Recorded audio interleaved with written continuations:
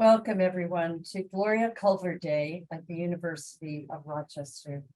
I'm Gail Leone, an alum of the class of 1971 College of Arts and Sciences, trustee of the university for 25 years, and I'm founding co-chair of the Global Women's Network, which actually was my most fun assignment at the university.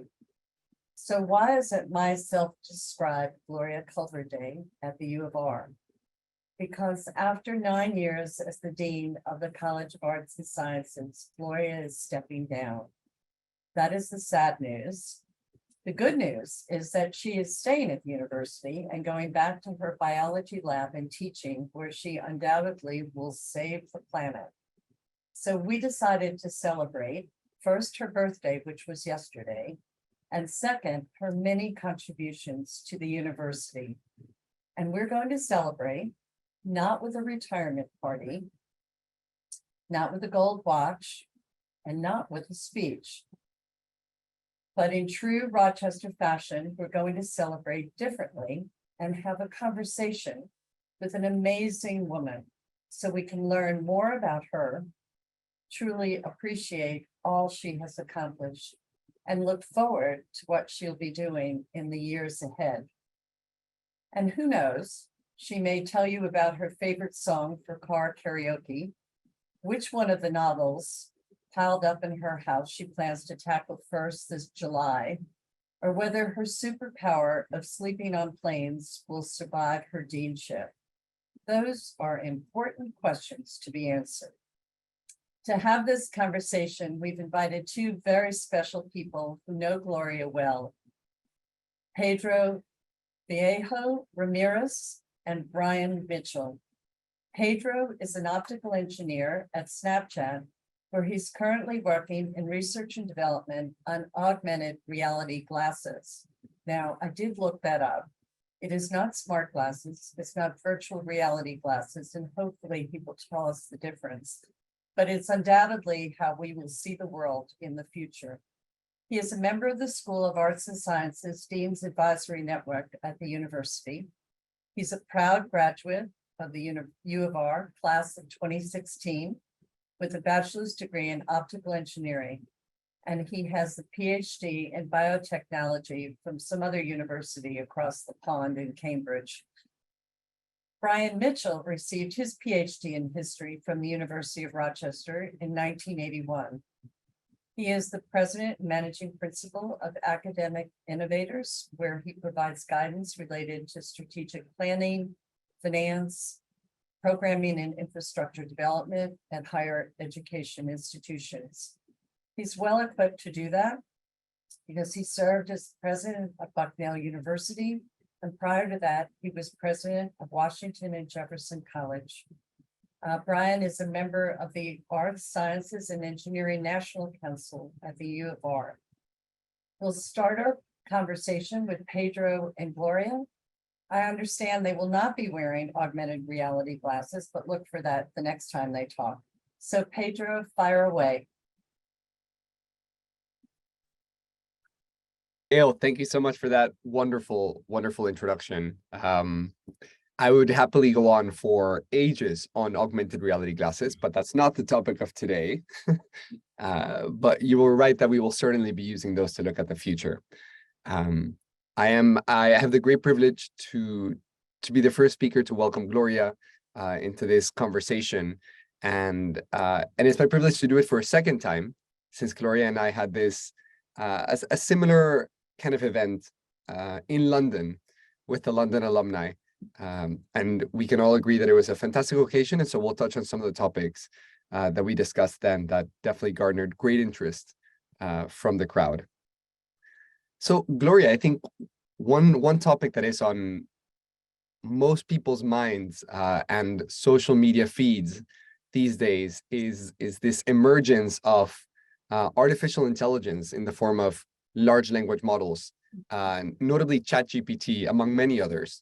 And we're all kind of curious on what's going to happen to not only to our jobs and the things that we do, but the future of education. So how do you foresee these new artificial intelligence programs changing the future of education, and how will the U of R respond and adapt to their widespread use? Yeah, thank you, Pedro, and thanks for having this conversation again. It is always great to talk with you.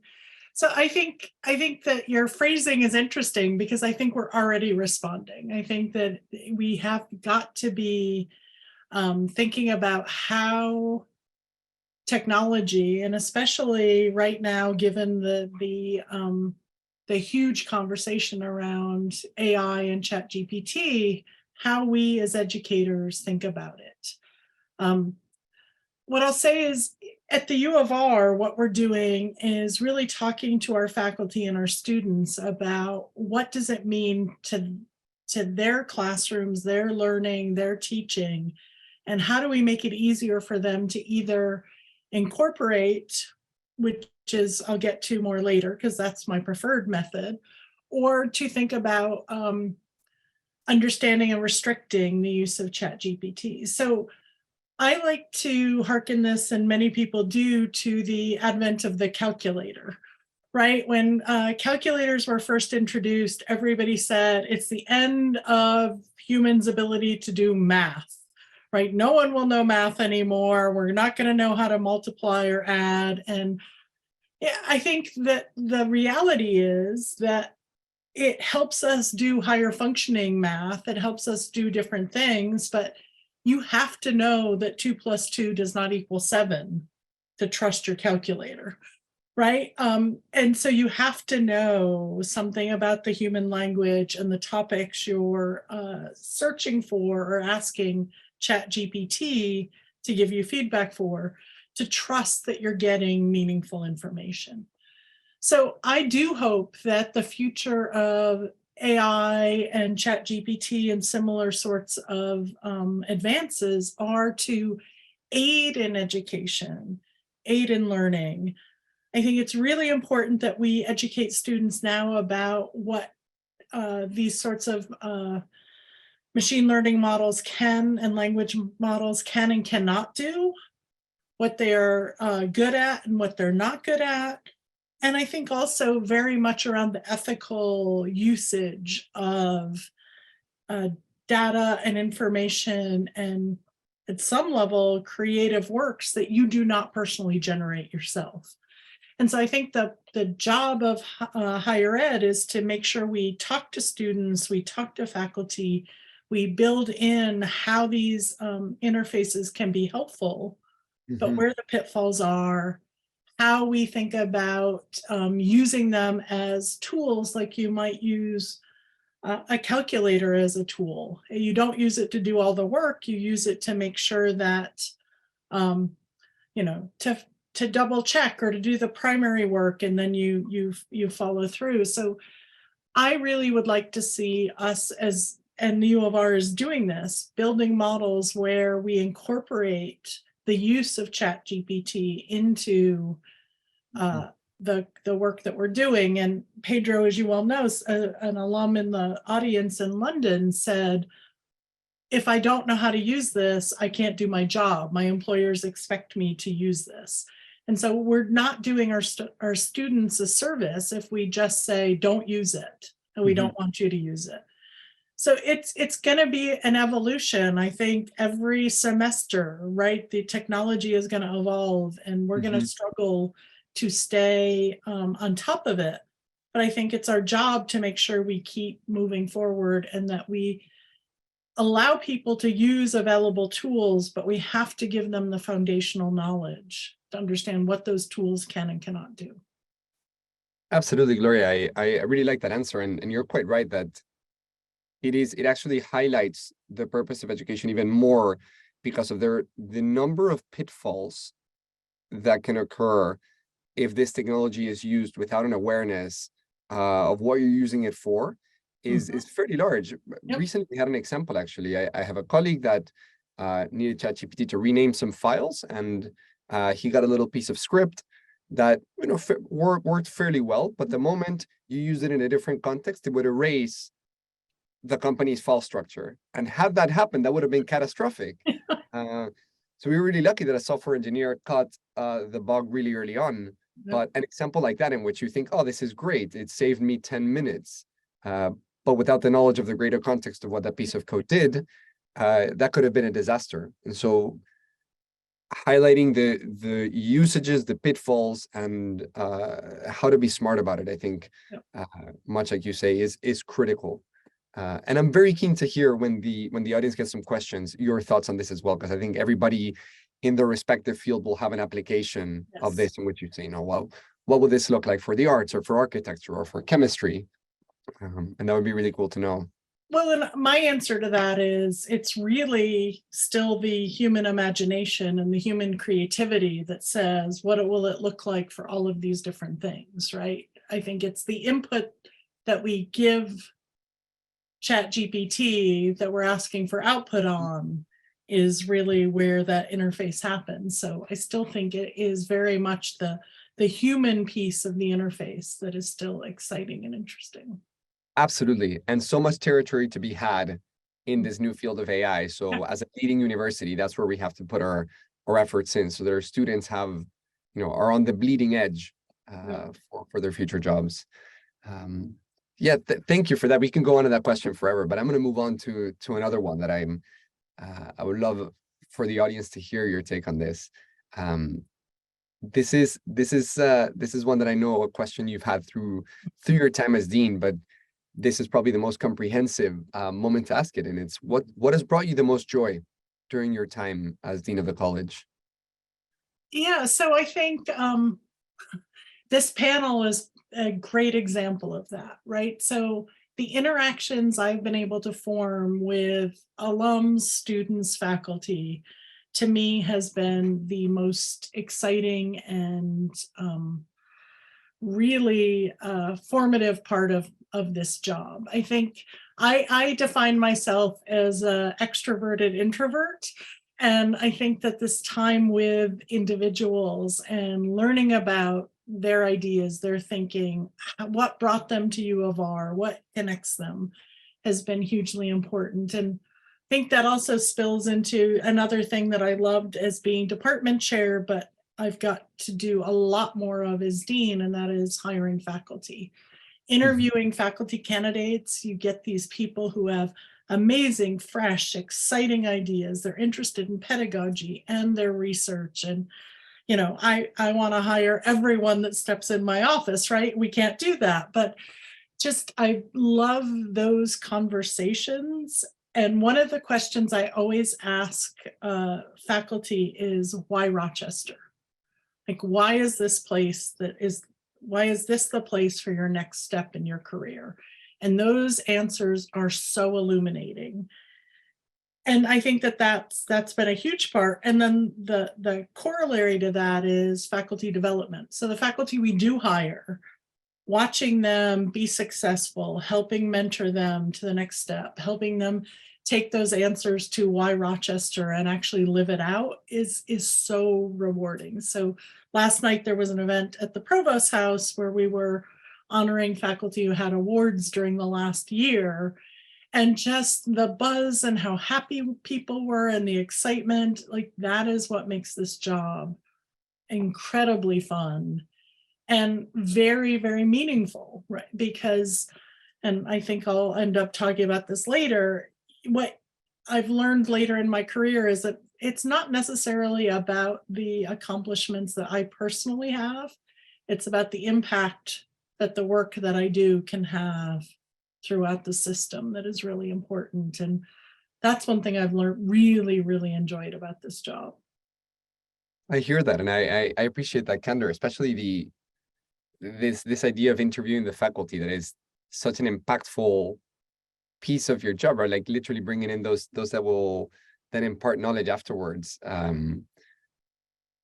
Is such a wonderful, I guess, mechanism to be involved in. And I'm really curious about this question of why Rochester, because I'm sure they don't say the weather. What are typical answers that you get?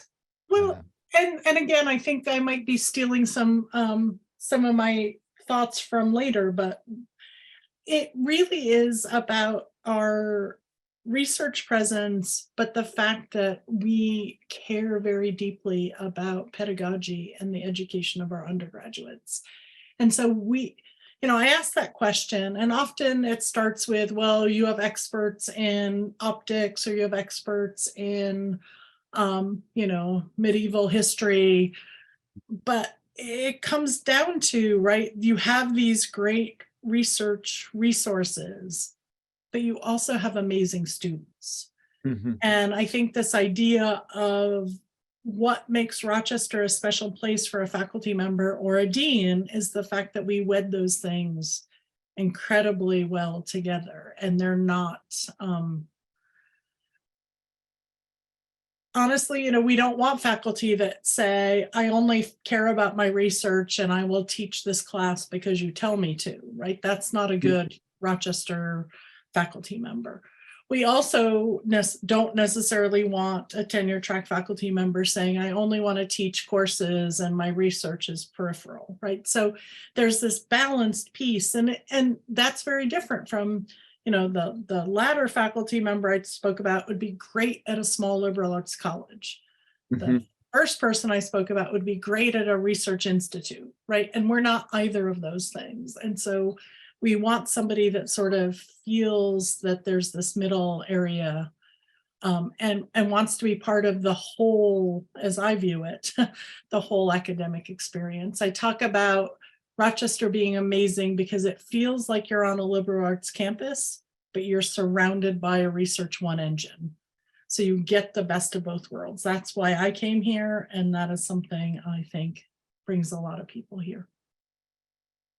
That's amazing. I love to hear that, and I really it resonates with me what you just said, because it did feel that way in my undergrad too, that I was able to engage with the arts, with dance and languages and economics, while still spending time in a research lab in optics, and having spent some time outside of the U.S. Because my higher education has been in the U.K., where you have a lot more of a narrow focus and people don't get to explore things outside their discipline. I see the enormous value that had for me, and I think it is one of those things that makes Rochester unique and special. I had the alert from our host that we're out of time, and so I'd like to introduce our next panelist, Brian, who's going to continue with some exciting questions on higher education. So thank you so much for answering my questions, Gloria, and Thank I'll you, jump Pedro. in again in a little bit. Off to you, Brian. Well, thank you very much, Pedro. It's a pleasure, obviously, to join you in this conversation with Gloria today. Gloria, I thought we'd talk about higher education a bit, if you don't mind. And we could talk for hours about this, and there are all sorts of sort of touch points that we could go over that have affected higher education and been a persistent series of problems for higher education for at least a couple of generations. And one of them, I think, is clearly access. So let's start there, if you don't mind.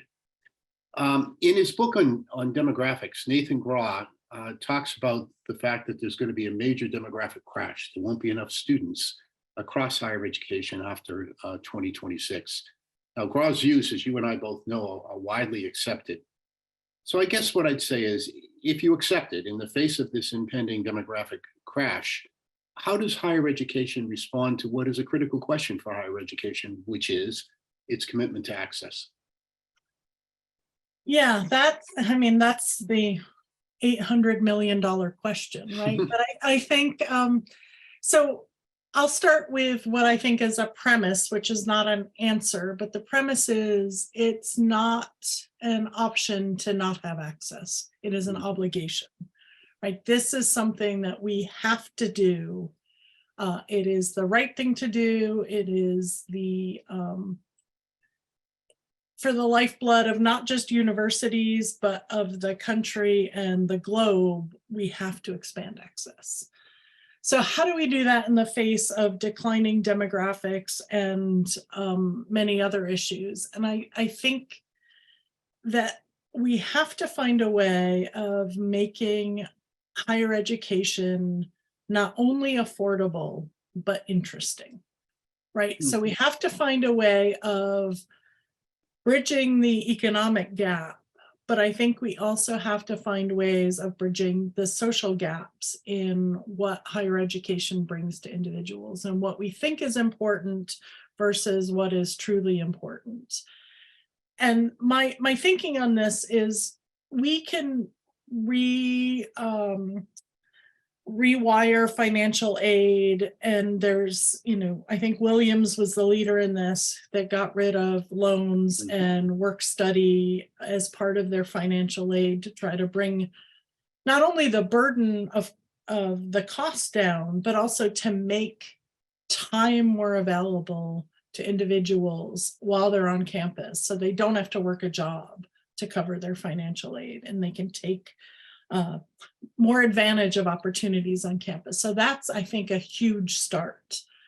I think retention is an incredibly important part of this puzzle, because you can bring people to campus, and if you don't provide means for them to be successful and you don't retain students, access is sort of meaningless at that level. And I think the other issue is around how, I'm trying to think of how to say this nicely. Some more elite universities have always viewed transfer students as a different class of students. I think transfer students, especially thinking about opportunities coming out of community college into a place like the U of R, is going to be a huge way of bridging access. So all of those are ideals. How do we actually do it? I think one of the ways that we at U of R, while we meet need, we do have things like work study, and we don't have loans built in. We have grants, but not loans. We've also had this idea of the family contribution, which is very, very difficult for people at the lower end of the socioeconomic spectrum to cover. And for this year's incoming class, we have done away with the family contribution. Because if you make $40,000 a year and I'm asking you for $4,000 of family contribution, it's 10% of your entire family income. If you're making $300,000 a year and I'm asking you for $4,000, the calculation is very different. So that raises a quick question then, if you don't mind. Should families and students have some responsibility to help foot the bill for their education? I mean, I think they have to have buy-in, right? But I don't know what that contribution is. And I think asking somebody, if you're a family where you want 10% of your entire family income to go to one student at the U of R, that seems like too big of an ask. So what the right ask is, I don't know. I don't disagree that you need buy-in, whether it is, maybe it is a combination of no family obligated payment, but it is work study. I'm not quite sure what the right measure is, but I feel like if you don't get students from a lower socioeconomic spectrum in the door, we're never going to change how higher ed functions and how I think the global economy then functions, or the world functions. Good point. I want to sort of move on to a question that I think was implied in the conversation you just had with Pedro.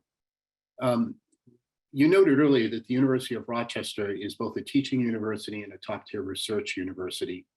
They are often competing visions, and you are the dean and you're a senior administrative official at the University of Rochester. How do you strike the balance between those competing visions? I actually have never found them at U of R to be competing. Interesting. I actually view them as completely integrated and essential for one or the other. So let me give an example of some of our junior faculty. So the National Science Foundation has this award that's called a career grant, which you're only eligible for it for a short period of time early in your career. But part of that grant has to be written about how you're going to provide access to your research to students, and largely underrepresented minority students. And so we have been so incredibly successful over the last decade with our junior faculty getting these grants, because we hire faculty that don't see research and teaching as necessarily separate. They see them as totally integrated. And I think that's, as I was saying, it's the sort of the liberal arts feel Mhm. with the Research One engine. We try to bring people to Rochester that don't see research and teaching as separate entities, but where your teaching augments your research or your research augments your teaching. And we have greater than 70% of our undergraduates in art sciences and engineering are part of undergraduate research projects. Mhm. That is probably top in the nation. Mhm. It is something we do not like sing from the top of the trees enough about, It's but huge. it's huge. Exactly. And I think that is because of the way we think about it. I would be unhappy if we really felt like they were competing as opposed to augmenting each other. And I know that not everybody feels this way. And obviously you always have the individuals that want to do one thing or do the other thing. But I think on general, our faculty as a whole and our students as a whole think that it's an integrative learning process. Well, to get to that sort of broader question of why you feel optimistic, I'm going to ask the sort of doom and gloom question among the group today. If you think about it, higher education is facing a teetering financial model. It's got growing political and accreditation issues. There are changing consumer preferences where 50% of the population's first experiences in community colleges. There's rising financial aid discounts, some of what we've already talked about. And a sort of, for Rochester, a growing have versus have not endowment competition that goes on compared to, say, Rochester's endowment level compared to, say, Harvard's, especially among these more elite institutions. So Gloria, here's a sort of $64,000 question in our conversation today. Why be optimistic about all that? I think it is, I still believe in the opportunity Mhm. that higher ed brings to individuals. I think that I sort of, again, I'll make an analogy to my personal research career, right? There have been times where NIH funding has been great and NIH funding has been horrible, right? And you have to ride these waves and keep doing what you believe in, keep moving forward and finding ways of toughing it through the low points of and then, accelerating when you're on the upward trajectory. So I do think, though, that what higher ed has to offer is absolutely essential to building a society with individuals who have a fundamental knowledge and the ability to interact in the global community. And so if I were not optimistic about higher ed, I would feel very not optimistic about society at large. And partly it's because I have been in, the higher ed bubble for a long time, but I think there are ways that we can address some of these concerns. I mean, some of them are well outside of what a dean or even a president of a university can manage, but those that are within our own sort of wheelhouses, I think we have to be able to be creative, think outside the box, make tough choices, but make choices that have impact. And I think that we're going to have to do that moving forward. And, maybe my answer is I'm sort of chickening out on those next steps because I'm stepping down, but I do feel completely galvanized by the fact that higher ed has to find a way to survive this, or I don't think it's not going to be a happy place for our world 20, 25, 30 years from now. So if you were calculating on the sort of long tail of history, whether higher ed is at a seminal moment, a sort of point of inflection, would you say we're at that point now? I think we're at an inflection point, but I don't see the downside, the end. I think we're at an inflection point and there will be a trough, but we will pop back up. Mhm. I think it's like almost everything that is in this sort of area, right? There are cycles, right? And I think we're in a cycle where higher ed is under a lens. There's so many pressures that are being put on it. Things are going to have to change. We're going to have to mobilize. We're going to have to think differently. And I think that inflection point will probably cause a downturn for a little bit, but I think it will ultimately cause an upturn. So then my last sort of subset question for you, and then I think we'll pass it on to Gail. The conversation will continue rather with Gail. If that's the case, do you believe that in the end, higher education as a community, or even the university as a campus community, will have the creativity to sort of move past what is periodically described as cultural inertia, to move past the sort of tradition that provides the foundation for any great university or any great collection of colleges and universities in higher education, to do what you say, which is to survive and come through it on the other end and prosper? Yeah, so I hope we use that tradition as a foundation, right? But foundations are meant to be built on, right? If you totally erode the foundation, you don't have any base to build on. So I think we're going to have to sort of expand and think about our foundation. But yes, I do feel like as slow as academic change is, I think we're being pushed to change more quickly. And, some of the questions Pedro asked about ChatGPT, we weren't talking about these 8 months ago. And now we have things in everybody's syllabi about dealing with it. So I think we're getting better at it, but I hope we don't erode the entire tradition and framework. I hope we use it to build a springboard, perhaps, towards the Well next said. phase. Well said. Well, I think on my end, it's probably time now to turn it over to Gail. So thank you, Gloria. Appreciate the opportunity to have a chat with you. Thank you, Brian. Hi, Gloria. Hi, Gail. You scared me with all the questions you posed in the intro. Oh, no. Only if you want to tell us what your favorite car karaoke song is. I want to actually go back almost a decade ago when you and I were walking down the beach at Amelia Island. For those listening, we had a board strategic planning meeting at Amelia. We actually did a lot of work. This was very early in the morning. I had gotten up just to get some exercise, and lo and behold, there was Gloria, and we did not know each other that well at that time. But we walked for miles, probably way more than Gloria wanted to walk. And when we came back, we were friends. What I want to ask you is, and shortly after that, Gloria was named Dean of the College of Arts and Sciences. So what were you really thinking about when we took that walk?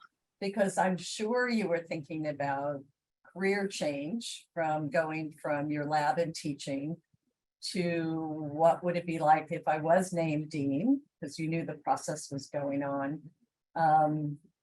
So what sort of propelled you to raise your hand to say, and to make that change, which is a big change? Yeah, and I think I alluded to this earlier. Very early in my career as an assistant and early associate professor, I thought about my career as me, right? How do I get tenure? How do I get grants? How do I train my students? But I think there was one day when I looked up and I realized, I had a lot of students who were well placed in positions. I had a good track record of NIH funding. We were doing good research. But I felt like my impact was waning a little bit. Like I jokingly always say, I woke up one morning and realized I wasn't going to win the Nobel Prize. So what am I going to do with my life? And what I realized is when I became department chair, the impact I could see on my colleagues and the students was amplified, because it wasn't just me and my work and my lab, it was the entire department. And I was incredibly lucky because I was asked to be interim dean. Some people say, you know, that's a thankless job. Why would you ever do it? And I viewed it as incredibly lucky because I could put my toe in the water and think about what being dean was without jumping off the end of the dock.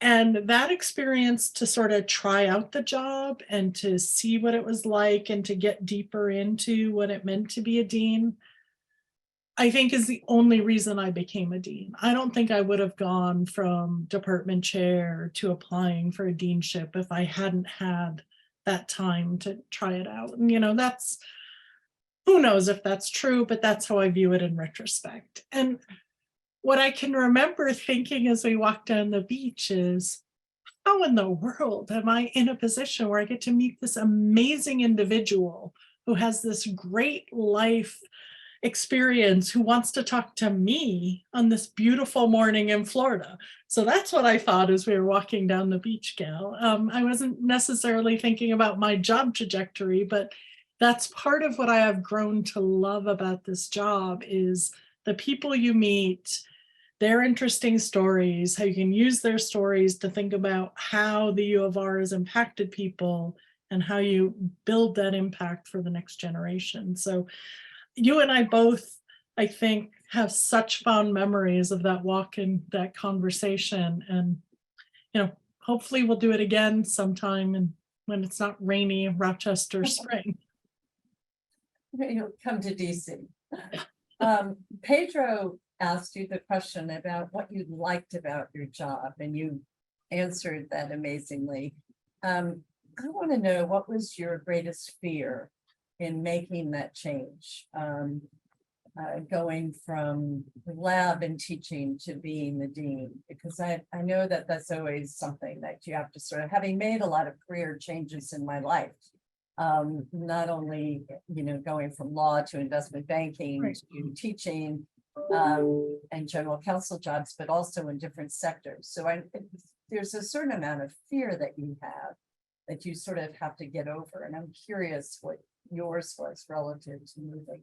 I think my biggest fear, well, there were several. The biggest was, you know, I am a scientist. I'm a natural scientist. I'm a biochemist by training, was chair of a biology department, and I was getting all of the social sciences and all of the arts and humanities in my portfolio.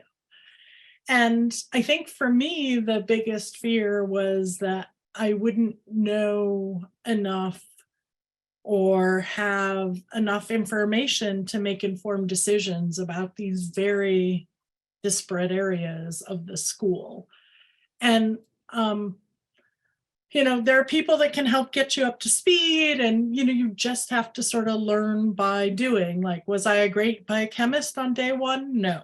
You know, you have to learn. So I think that for me, it was the breadth of the portfolio. I mean, at the time it was 18 departments and 12 programs, and now it's 19 departments and something like 16 programs. And the breadth of it from somebody coming from an individual discipline was pretty daunting. I think, but that's part of what I loved about the job is I got to learn and spend time, and I really feel like I know so much more about the university now, and I know so much more about my colleagues' disciplines that, you know, it was a fear, but it was also an opportunity. And I think that's why many of us make these career changes, is we don't make them out of fear. That comes along with it, but we make them out of, you know, the opportunity. The other thing I'll say is, you know, as every leader, and maybe, you know, you don't want to screw up, right? And so I had a real fear of trying to figure out how to make decisions without messing things up. And, you know, I think the reality and what you learn doing these jobs is you are going to mess up, right? You will make mistakes, and you just have to be strong enough to acknowledge that you've made the mistakes and then figure out how to fix them and move on. Yeah, it's a, I think that's a fear that you just, that comes with the job, I guess. Yeah, And yeah. from that perspective. But I think it makes it so much easier when you admit it and then fix it, because you Yep. can fix it a lot quicker if you admit it. Yep. And that generally, timing generally solves that. Yes, but that's, I mean, I was saying, sorry, I'll diverge for 1 second. I was saying to somebody the other day that many academics are narcissists. And I say that because, like, in my field, I have to convince the NIH that I am the best person to do this research and that they should give me the money and not somebody else the money, right? If you're a humanist and you're writing a book on, architecture and the 20th century, you have to convince the press that your book is going to be the seminal book and they need to publish it. So it's not that we're narcissists in the classical sense, but we have to believe that we have the ability to do this work in a way that other people may not be able to do it. And so that is almost antithetical to admitting you're wrong. Right? And so there's this great dynamic in your head about how you work through these things. And I think that is one of the best gifts that this job has given me. And that is the ability to be a little more self-reflective, but also be a little bit easier on myself about decision making and choices. And you make choices with the information you have at the time, and then if things change, then you change, right? So is that the most significant thing you learned, do you think, in doing this job? I think it's a huge thing. What I have learned is how little I know, right? I think that every day my colleagues surprise me with something they want to tell me about and the work that they're doing and something interesting that they've discovered. And, 9 years in, I still don't have a full appreciation of the depth and breadth of the work that goes on in arts and sciences. And 5 years ago, I would have felt really bad about that. But now I actually just feel excited by it, right? Because it's not my limitation, it's their amazing abilities, right? And so I think that there's been so much great work that's been done from the school that that's a gift to me as well. I haven't done it, I'm not responsible for it, but I have been able to sort of learn personally and intellectually and professionally from it, that it's been very, very, very satisfying. It's a great lesson that you can take into other areas as well. I mean, one of the wonderful things in my jobs, particularly when I was general counsel, was having the ability to be able to hire really, really smart people. And because I don't have the answer to everything. Yep. And yet, if I hire really smart people, many of them do. And so you build a team of that kind of talent. And it gets you over sort of that fear, and you can say, I don't know, but I know somebody who does. Yep. And it's really a great blessing. And the university, of course, in the environment, the academic environment, you have people with incredible depth of knowledge and some esoteric subjects that if you're curious at all and you're interested in learning more, it just provides a great opportunity. So what was the thing you liked the least about the job? Oh, And you don't have to name names. I mean, it's been a hard 9 years, right? We had COVID. We had Me Too and the, impact that had on our campus and the school directly. We've had, financial up and down. So I think what I've liked the least is having to deal with these, I'll call them external issues that take the time away from doing what the school should be doing to more managing and survival mode. So I think that's the real bit of it. But I also think like a lot of pedagogically, a lot of good came out of COVID for us. I mean, I'm not going to say COVID was good. It was horrible. People died. We had so much trauma and so much loss. But if you have to shine a little bit of sunlight on it, pedagogically and in different ways, we came very far. I think my faculty learned that they can do things differently, and they should possibly do things differently.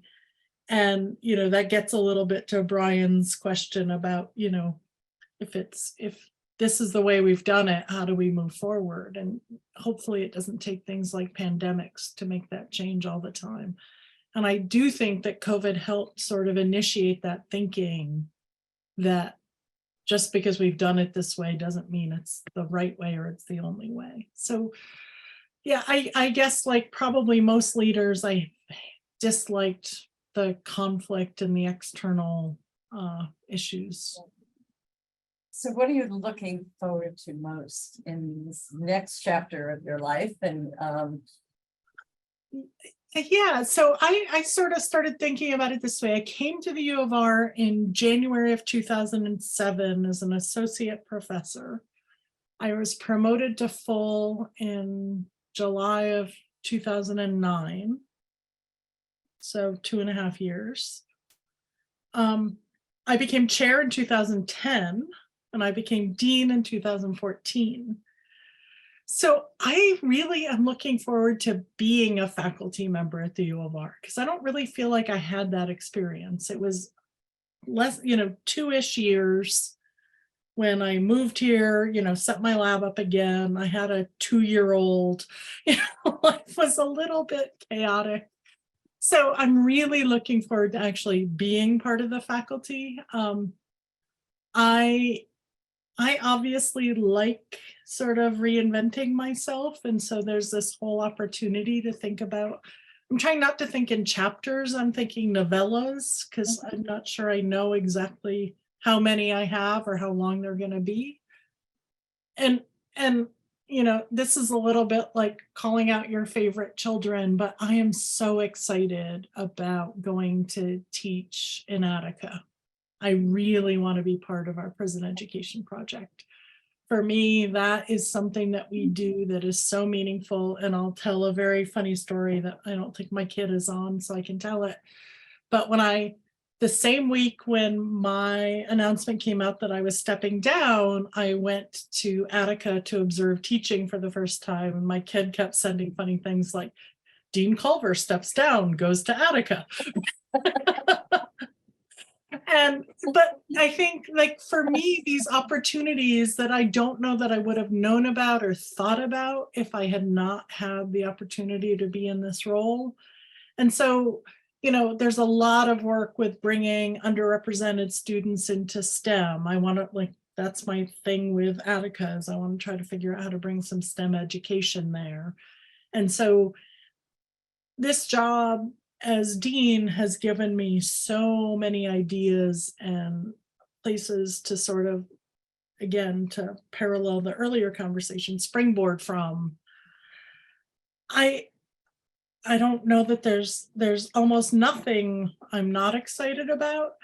I am a little bit terrified that I actually haven't managed my own calendar for 10 years. And I am a little bit worried July 1 when I open my eyes and there's nothing on my calendar that I might panic, but we'll see how that all goes. I think that's fabulous. You still have tech support though. That's very important. Yes, I do. The most important. I'm going to invite everybody back on so we can continue this conversation with Pedro and with Brian. So Terrific.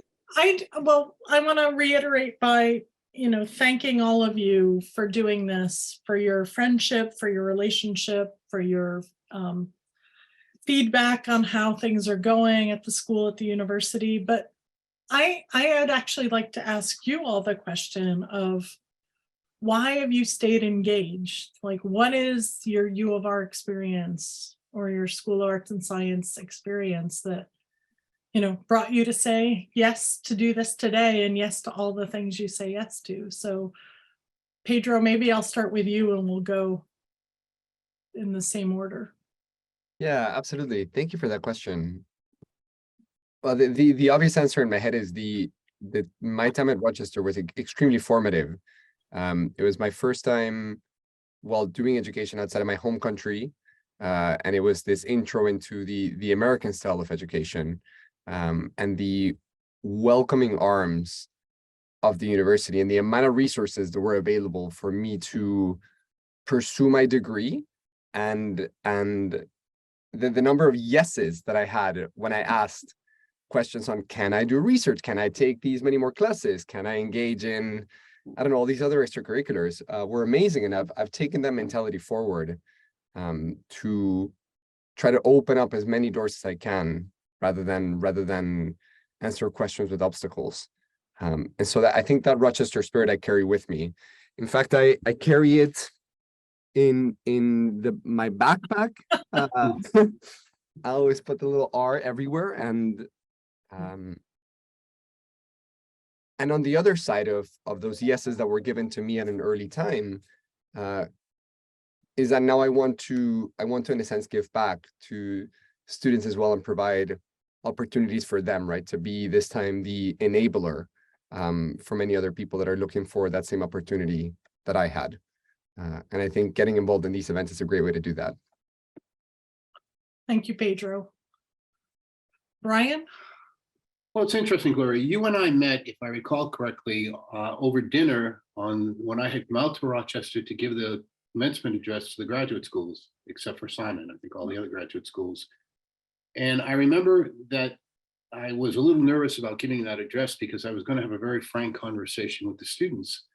And what I said is that I found myself at Rochester as a graduate student to be in a position where I was certainly not the brightest bulb in the tree, not nearly. And that was a surprise to me.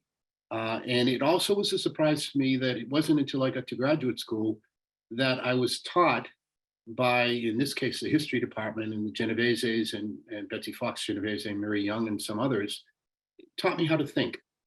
And I sort of resented the fact that I wasn't the bright kid in the class anymore, wondered actively whether in fact I could survive the experience of all those years of graduate school. And then years later came to realize that it was probably one of the best experiences I ever had. So to answer your question, I felt a need to give back because you left me with a gift that I was too bloody dumb to realize until years later you had given me. And I thought it was time to return the favor. I do remember that dinner, Brian. That was so. It was fun. Gail? I echo a lot of what Brian said, but the university, I applaud early decision to Rochester, escaping the all-women's school, high school, and 7 sister colleges and things like that. Rochester was really good to me. It not only, Brian, taught me how to think, but it taught me how to be a good human being. It taught me how to be balanced. Part of the reason I came to Rochester was the Eastman School of Music and all that it offered and just the talent on the campus. And it taught me to be balanced.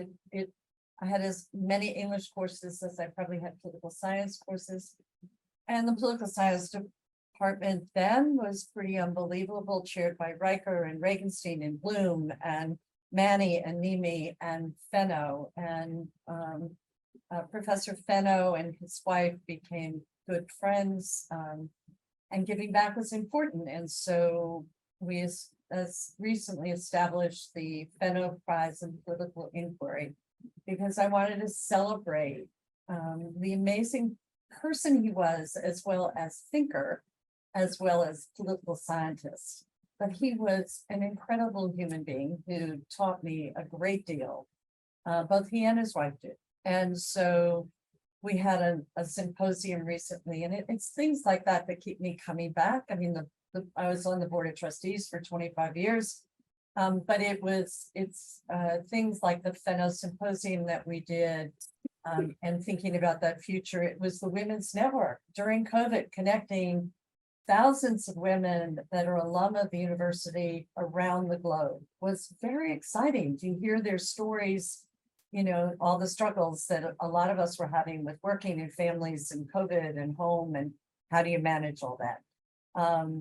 And so the university's been very open to that kind of proposal that you as an alum can make and say, I want to contribute in this way. And they said, that's great. And Gloria was a key, along with Larry Rothenberg and Gerald Gam in the political science department, in helping us pull off this Fenno Symposium to kick off this prize of political inquiry, which I'm very excited about. So it's an opportunity to get back in a really wonderful way. All right, well, I just got my 2-minute warning, so Oh, no. I'm gonna try to not get too sentimental or too emotional here, but I just need to thank the three of you and sort of who you represent across my experience as the time I've been dean. It is the colleagues that have made this job amazing. It's the faculty, staff, students, and very special relationships. And, you know, like I said, somebody asked me something the other day, and I, in my sort of snarky way, said, well, I'm not dying. I'm just not going to be dean. So I don't want to get too into it, but I do want to just say that this has been an opportunity that, you know, a kid that grew up on a farm in upstate New York, where, you know, my parents neither had a BA degree, just is sort of unimaginable. And the opportunities that I have had and the experiences, you know, have not only shaped me, but shaped my family, not immediate, but broader. And I could not be more grateful for what Rochester has allowed me to do and has given me the opportunity. And for the friends, and the three of you, I definitely put in that bucket. So I am only looking up. I'm thinking there's going to be great things. And, you know, as I also say, like, you can't get rid of me, right? Not only am I not dying, I'm not going away at the moment. So you're stuck with me for a little while. But thank you all so much. Thanks to those of you that are listening in on the webinar. And I hope that we all see each other in person again very, very soon.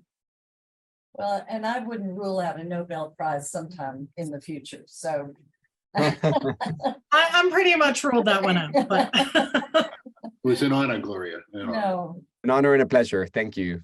an absolute honor to be your friend, and that will continue. yes, So thank you Hear, hear. so much for having this Absolutely. conversation with all of Right. us. thank you all so much.